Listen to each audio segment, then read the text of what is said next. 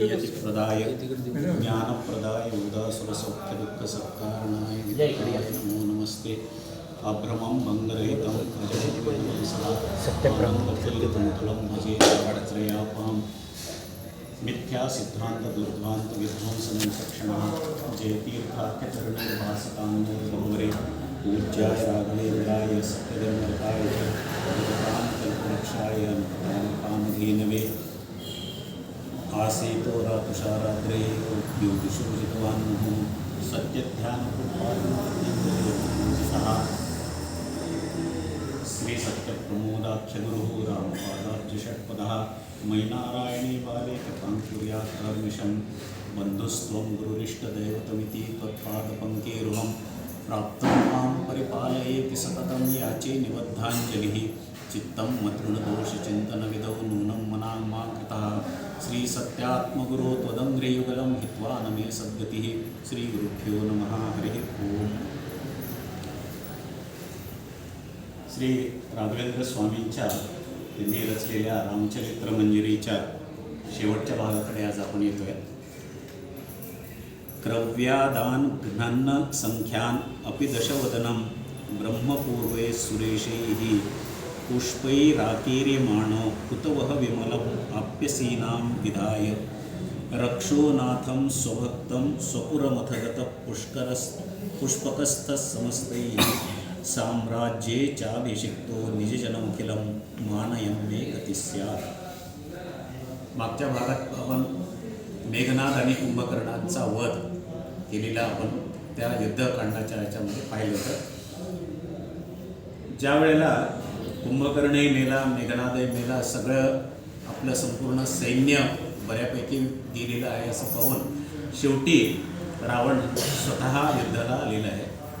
आणि रावण युद्धाला आल्यानंतर ज्यावेळेला राम आणि रावण हे दोघं समोरासमोर युद्धाला सुरुवात झालेली आहे त्यावेळेला रामाकडे रावण मोठ्या शस्त्रसज्ज अशा रथात बसलेला आहे, परंतु रामाकडे रथ नाही आहे।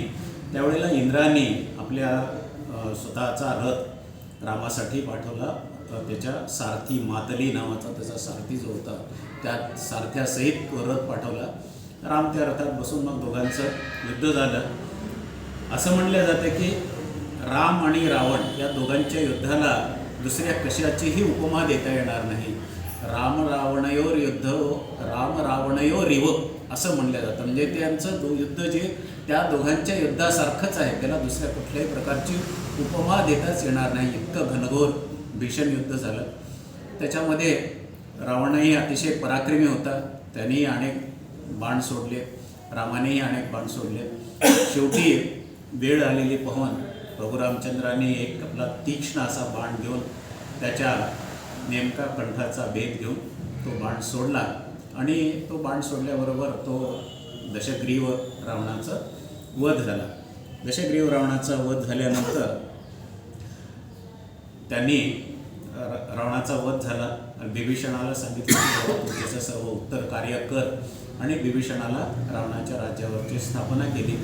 सीतेला अशोकवनातून इकडे शुद्ध करून घेऊन आल्यानंतर रामाने सांगितले की सीता इतके दिवस रावणाकडे राहिलेली आहे, मग तिची शुद्धी व्हावी यासाठी म्हणून तिने सीतेला सांगितले की तू इतके दिवस राहिलीस। संशय व्यक्त केला।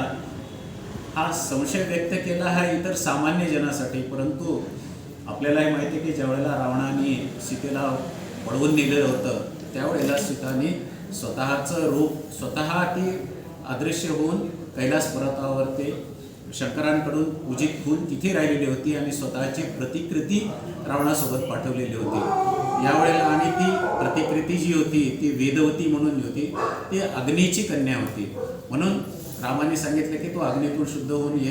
त्याबरोबर जेव्हा तिने अग्निप्रवेश केला त्यावेळेला ही सीता म्हणजे वेदवती अग्नीमध्ये गेली आणि अग्नीतून मूळ सीता परत आली, ती सीता शुद्ध होऊन आली। हा भाग मध्वाचार्यांनी आपल्या महाभारत तात्पर्य निर्णयामध्ये सांगितलेला आहे। आणि आपण जेव्हा व्यंकटेश महात्म्य पाहतो त्यावेळेला व्यंकटेश महात्म्यामध्ये जी पद्मावती जी असते ती हीच वेदवती असते। त्यावेळेला सीतेने रामाला सांगितलेलं असते की रामा तू तिलाही न्याय दे, तिचे पाणी ग्रहण कर। तेव्हा त्यावेळेला सांगितलं होतं की मी या अवतारामध्ये मी एक पत्नी व्रत आहे आणि पुढच्या अवतारामध्ये व्यंकटेशाच्या अवतारात मी येईल. म्हणून ही जी सीता आहे तो अग्नीतून शुद्ध होऊन आलेली, वेदवती मूळच्या स्थानी गेली, सीता परत आली. आणि मग विभीषणाला राज्य दिल्यानंतर विभीषणाने आपलं पुष्पक विमान दिलं. पुष्पक विमानात बसून राम लक्ष्मण सीतादेवी, हनुमान हे सर्वजण आले. हनुमानाला पुढे पाठवलं भरताकडे आणि भरताला 14 वर्ष पूर्ण झाले होते. भरताकडे आल्यानंतर भरताला सांगितलं की राम येतच आहेत. राम आल्यानंतर भरत आणि रामाची भेट झालेली आहे. रामाला राज्याभिषेक झालेला आहे. रामाला राज्याभिषेक झाल्यानंतर सगळ्यांना जिकडे तिकडे आनंद झाला आणि हनुमंताला मात्र प्रभू रामचंद्रांनी सहभोग नावाचं म्हणजे भविष्यातील ब्रह्मदेव अशी पदवी दिली. सगळ्यांना वेगवेगळ्या वस्तू राज्याभिषेकाच्या निमित्तानं वेगवेगळ्या अनेक वस्तू दिल्या. सीतेने हनुमंताला आपलं एक माला दिलेली होती, परंतु त्या मालात त्याने एक एक रत्न फोडून पाहिलं, त्याच्यात राम नाही असं पाहिलं. म्हणून रामाने सांगितलं की बघतो हनुमंत खरा भक्त आहे, तुला इतर कोणत्याही ऐहिक वस्तूची कुठलीही गरज नाही. म्हणून भगवंतांनी स्वतःलाच रामाला देऊन टाकला. स्वात्मक प्रदानमधिकम पवनात्मजस्य म्हणून सुंदरकांडामध्ये जे म्हणलेलं आहे की स्वतःलाच त्याला देऊन टाकलं आणि सहभोग नावाचं पद दिलं. त्यानंतर पुढे रक्षण क्षोणीम समृद्धां नुत उत मुनिभिर मानयन वायुसूनुम प्रेक्षादित्यात्मजादीन व्यतनुत भरतम यौवराज्येन मान्य कार्ये सौमित्रिमार्तश्वगदित कृदरी हंत शत्रुघ्नयो हत्वासो दुष्टशूद्रम द्विजसुत गोभवेत कुंभजान मालभारी. प्रभू रामचंद्रांनी जेव्हा राज्यकारभार सुरू केला तेव्हा अत्यंत सचोटीनं राज्यकारभार केला, ज्याला रामराज्य असं म्हणलं जातं. प्रभू रामचंद्रांनी अनेक यज्ञ केले. त्या अनेक यज्ञामध्ये संपूर्ण राजा म्हणून हे पृथ्वीचे अधिपती होते, म्हणून संपूर्ण पृथ्वी ही ब्राह्मणांना दान गेली. ब्राह्मणांनी सांगितलं की तू राजा आहेस, तो आमचं दान आम्हाला मिळालं, तरी पण तिचं पालन राजा म्हणून तूच कर. म्हणून ब्राह्मणांनी परत पृथ्वी प्रभू रामचंद्राला दिली. त्यानंतर भरताला त्यांनी यौवराज्य पद दिलं, म्हणजे युवराज म्हणून भरताचा ते अभिषेक केला. लक्ष्मणाला आणि शत्रुघ्नाला आपल्या राज्याचा कारभार करण्यासाठी मदतीला म्हणून घेतलं आणि लक्ष्मण आणि शत्रुघ्न या दोघांनी रामाला जे कोणती शत्रू होते, रामाला जे कोणी शत्रुत्व करते त्या सर्वांना परास्त केलं आणि प्रभू रामचंद्राचं राज्य निर्विघ्नपणे सुरू झालं. लक्ष्मणांनी नंतर शत्रुघ्नांनी काय केलं की रामाच्या राज्यामध्ये एक असा शूद्र तप करत होता. लवणासूर नावाचा एक शूद्र होता, तो तप करत होता. शूद्रांना तप करण्याचा अधिकार नाही, म्हणून त्या लवणासुराच्या तपश्चर्याच्या प्रभावाने एका ब्राह्मणाचे मुलं मरत होते. म्हणून तो आपली कैफियत घेऊन रामाकडे आला. तेवढ्या रामाने शत्रुघ्नाला पाठवून तो जो लवणासूर तप करत होता ते काही योग्य अशा पद्धतीचं नव्हतं. तप म्हणजे ते आपल्यावर काहीतरी भगवंताची कृपा अनुग्रह व्हावा यासाठी नव्हतं, परंतु काहीतरी दुष्ट गोष्टी आपल्याला मिळाव्यात यासाठी तप असल्यामुळे त्या लवणासुराचा शत्रुघ्नाकर्मी वध करून ब्राह्मण पुत्राचं त्यांनी रक्षण केलं. यज्ञम तन्वन त्रिकोटिर्व्यतदुत भरतार्थै सुरामीश वाक्या द्यासन धामा त्रिपुरम भुजिमतसनयनान् मत्मसून स्वराज्ये कृत्वा श्रीमत् हनुमत् धृतविमलचलच्चामरन् शत्रशोभी ब्रह्माद्यैः स्तूयमानो निजपुरविलसत् पादपद्मोवतान्माम्. प्रभू रामचंद्रांनी हे सगळं झाल्यानंतर एक अश्वमेध यज्ञ केला आणि अश्वमेध यज्ञ करून सर्व प्रजाजनांना सुखी केलं.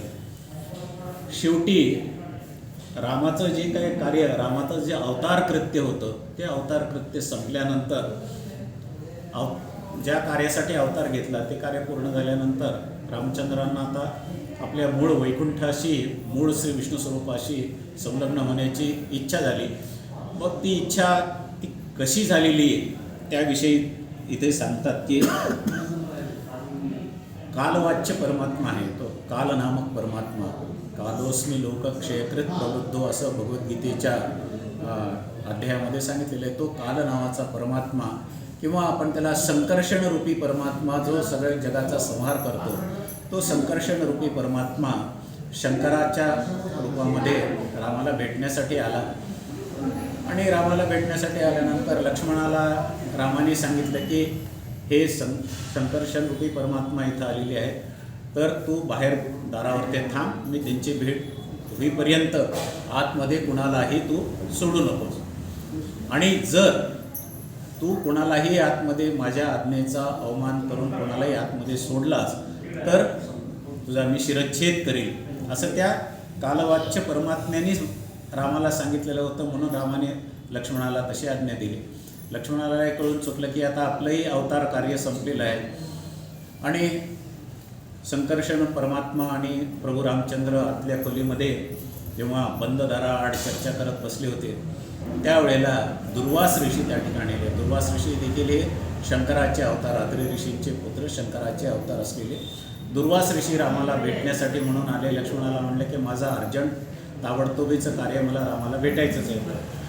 आता त्यांनी लक्ष्मणाने पाहिलं की जर दुर्वास ऋषींना आत सोडलं नाही तर दुर्वास ऋषी शाप देऊन आपल्याला मारून टाकतील.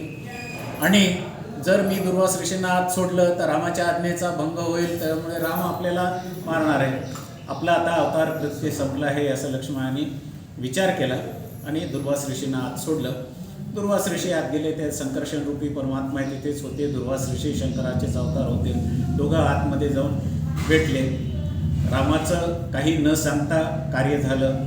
लक्ष्मणांनी बाहेर आल्यानंतर सांगितलं की लक्ष्मणा, आता नाईलाज असतो, मला हे कार्य करावं लागतं, परंतु मी प्रत्यक्षात तुझा दैहिक म्हणजे शारीरिक वध करणार नाही. माझं एक सांगणं आहे की तुला कोणाचाही दैहिक वध करणं, त्याचा जर त्याग केला आपण तर त्याग केला म्हणजे त्याचा तो वध केल्यासारखाच आहे. असं म्हणून लक्ष्मणा तू आता इथून निघून जा, असं म्हणल्यानंतर लक्ष्मण निघून गेला. शरयू नदीमध्ये येऊन स्वतःचं भगवंताचं ध्यान करत आपलं स्वतःच्या मूळ शीर्षरूपाशी लक्ष्मण संलग्न होऊन गेला. रामाने पाहिलं की आपलं आता अवतार कार्य संपलेलं आहे. सर्व वानर सैनिक, त्यानंतर प्रजाजन, किडा मुंगी सहित ज्यांना त्यांनी सांगितलं ज्यांना माझ्याबरोबर यायचं असेल तर सर्वांना मोक्ष मिळेल, सर्वांनी माझ्याबरोबर या, असं म्हणल्यानंतर बरीचशी जनता, जवळपास 90% आसपासचे त्यांचे प्रजाजन, त्यानंतर वानर सैनिक सगळेजण आले. त्यातले फक्त मैंद आणि द्विविध नावाचे अश्विनी कुमाराचे जे आवेश असलेले जे 2 वानर होते, वानरवीर होते मोठे, त्यांनी म्हणले की नाही आम्हाला अजून पुढे काळ हे करायचा म्हणून. पण बाकीचे सर्व वानरवीर प्रभू रामचंद्राबरोबर गेले. जाता जाता शरयू नदीमध्ये प्रभू रामचंद्रांनी जाता जाता आपलं स्वतः शरयू नदीत गुप्त झाले. त्यांच्याबरोबर ही प्रजाही सगळे गेली.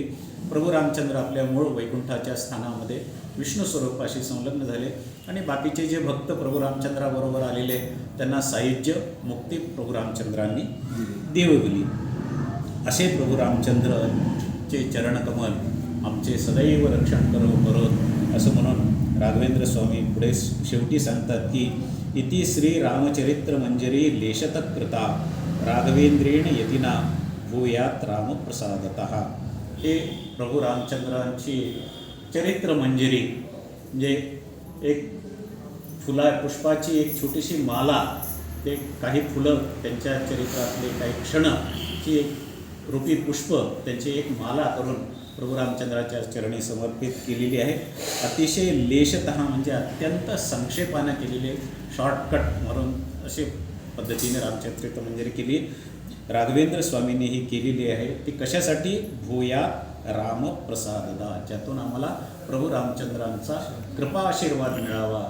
आपणही प्रभू रामचंद्रांचे चरणी राघवेंद्र स्वामींच्या अंतर्गत असलेले प्रभू रामचंद्र, मध्वाचार्यांच्या अंतर्गत असलेले सीतापती मूल रामचंद्र यांचा देखील प्रसाद आपल्यावरती हो, अशी प्रभू रामचंद्राच्या चरणी प्रार्थना करून ही चरित्र मंजरीची सेवा आपण प्रभू रामचंद्राच्या चरणी समर्पण करूया. श्रीकृष्ण.